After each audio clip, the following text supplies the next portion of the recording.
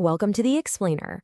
You know, when a major regional bank drops its numbers, it's never just about spreadsheets. It's a real-time pulse check on the broader economy. Today, we're going to unpack Bank OZK's latest second quarter earnings report.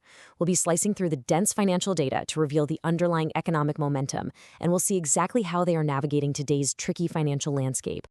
Here is our roadmap for today.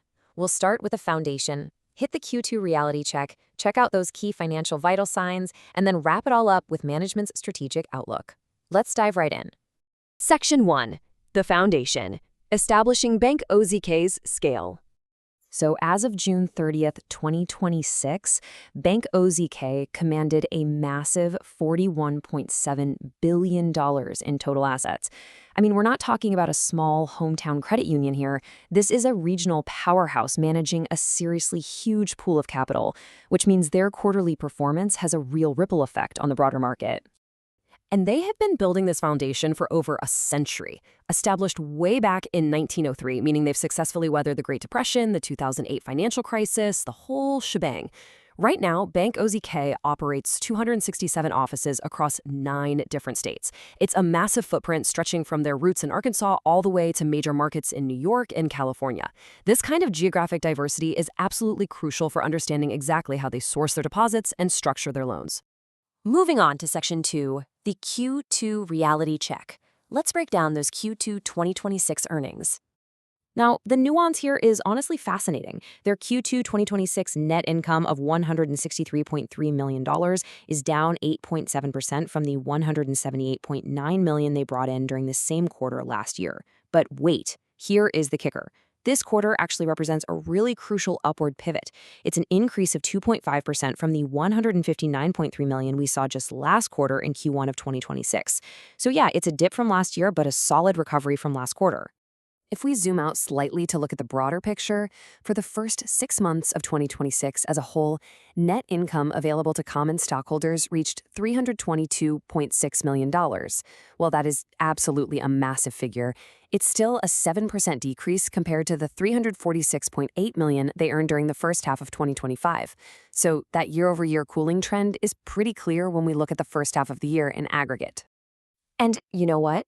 That quarterly momentum is perfectly mirrored in their earnings per common share, which landed at exactly $1.49 for Q2. The tension in this data is just stark.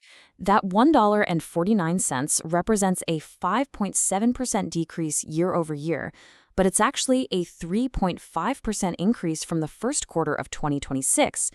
Basically, the bank is navigating this tricky space right now where they're trailing their 2025 highs, but they're actively building positive month-over-month momentum this year.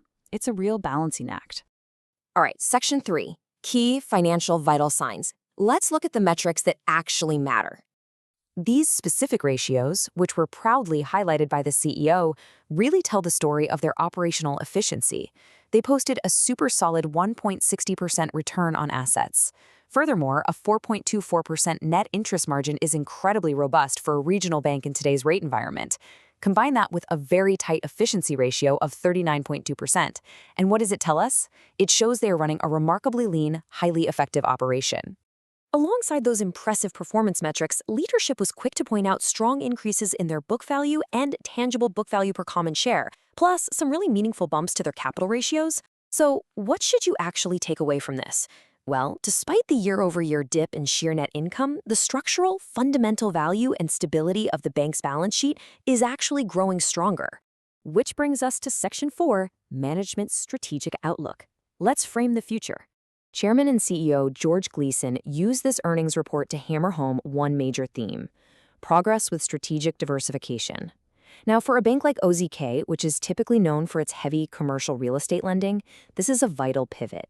They're trying to insulate their balance sheet from localized sector downturns and better position the firm for long-term stability. It's a smart play.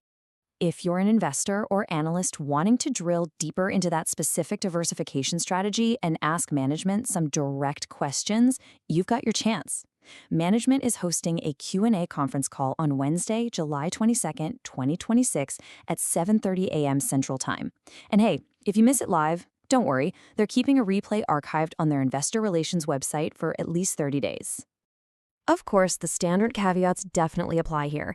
Any of management's expectations and forecasts are forward looking statements. As we all know, the macro environment shifts incredibly fast, and that inherently carries known and unknown risks. So there are absolutely no guarantees of future performance.